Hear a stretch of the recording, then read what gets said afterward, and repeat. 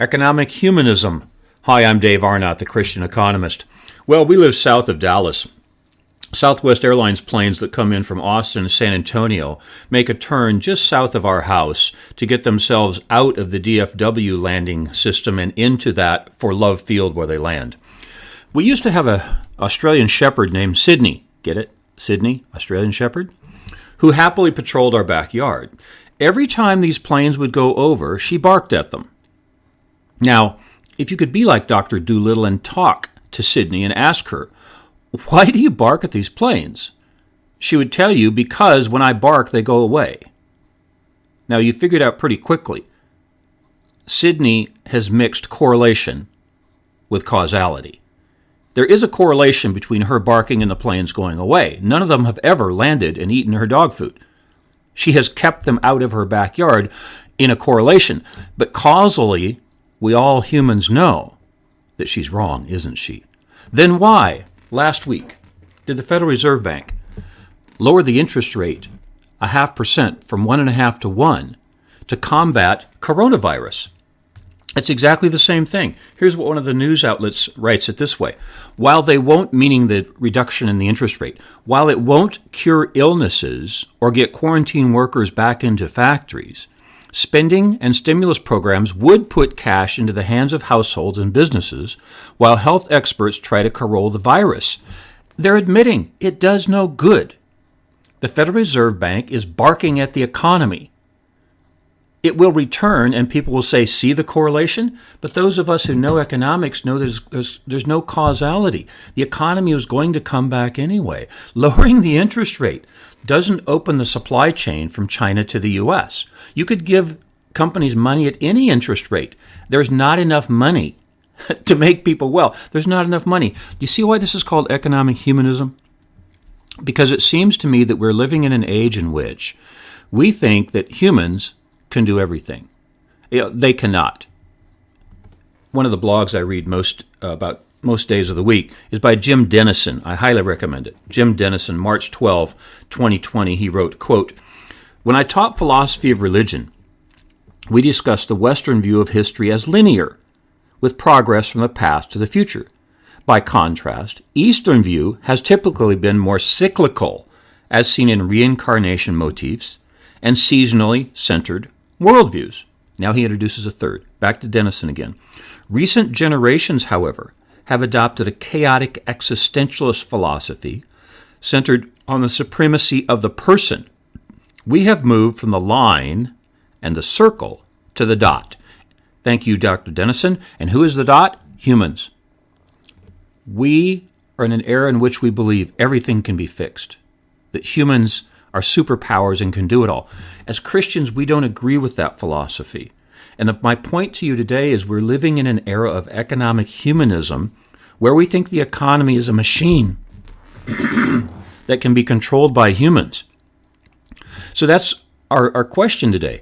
Is the economy a force of nature that comes and goes as it wishes, or is it a machine that can be controlled by humans?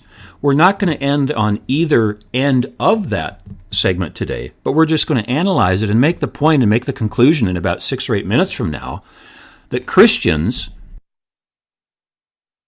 by our belief in a God who guards and guides, we believe perhaps that we should do less in the economy. Okay, there's something called the dual mandate. Okay, when the Federal Reserve Bank was founded in 1913, it had one objective: to control prices by controlling inflation. In other words, stable currency. This is what it was brought about. 1913, the Federal Reserve Bank Act. Somewhere in the 1940s, Congress started to introduce legislation.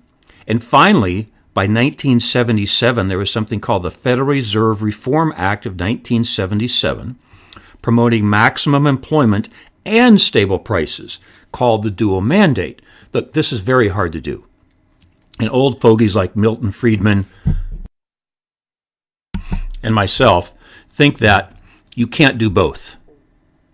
And we should return to the 1913 objective of only controlling prices, because it's been shown statistically employment will come and go. You can't really affect it. But economic humanists think you can. So that's the dual mandate. So we're talking about this subject today, of God or government? Which is it? And we're going to land somewhere in the middle, right? Okay, so we believe in the Trinity. Think about it. The Creator God is somewhat easy to understand because you look around and you see creation and you naturally ask, well, something caused this. We as Christians believe there was a Creator God. The second is his Son, Jesus Christ. There was a man, a human, named Jesus Christ. There's no question about that. He was Jesus. He was called the Christ. Whether he was God is a belief, yes, but that's what we believe. The third is the Holy Spirit. This is the ethereal one. This is the one that we have trouble getting our hands around, and this is what makes us economic humanists as a country. Because understanding the Holy Spirit, accepting there is a God who has this third part, who guards and guides, this is what we have trouble with. And then we fall into the trap of saying, well, we humanists can cure things because we don't believe in this guarding and guiding Holy Spirit. Here's a quote from George Friedman's book, The Storm Before the Calm. In that book, he says, expansion in the mission of the federal government has created a belief in its effective power. It is a government bogged down in its own complexity. End quote, George Friedman, The Storm Before the Calm. He's right.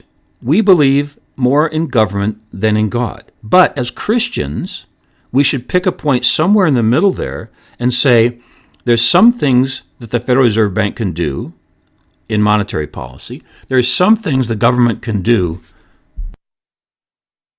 with fiscal policy. But we as Christians are probably not on the same end of the spectrum as atheists. See, for atheists, it's easy. There is no God, so there's only humans. So they, by definition, are humanists. And it doesn't surprise me when atheists say the Federal Reserve Bank should do more, the government should do more, the Federal Reserve Bank should do more with monetary policy, the government should do more with fiscal policy. As atheists, that's fine. I understand that. What discourages me is when I see Christians saying the same thing. We should be at a different point across this spectrum, right?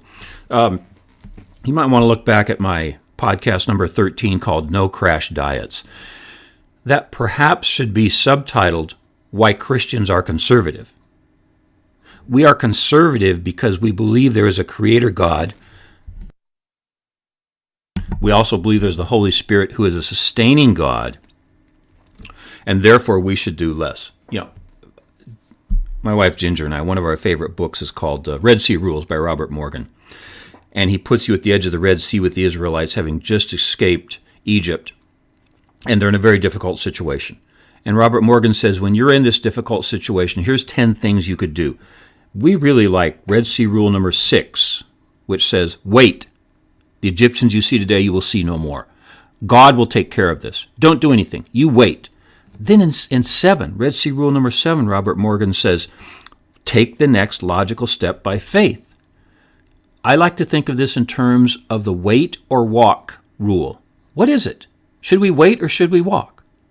Well, my point today is Americans are largely economic humanists way on the right end of that walk thing, saying, look, God's not going to take care of us, so we have to do something.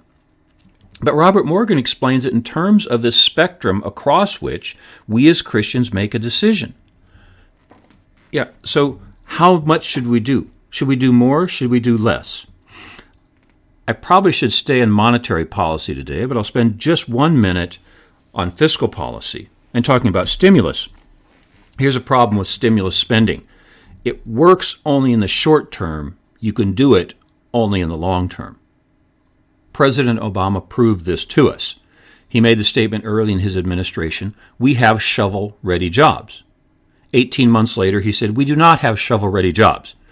Those of us who knew economics knew that he was incorrect the first time, and finally he learned that you can't do it in the short term. But the economy changes, so often you're stimulating the economy at the wrong time. Why would you do it at all? Because you're an economic humanist, right? So stimulus doesn't work. In the classroom, we call this the Phillips Curve.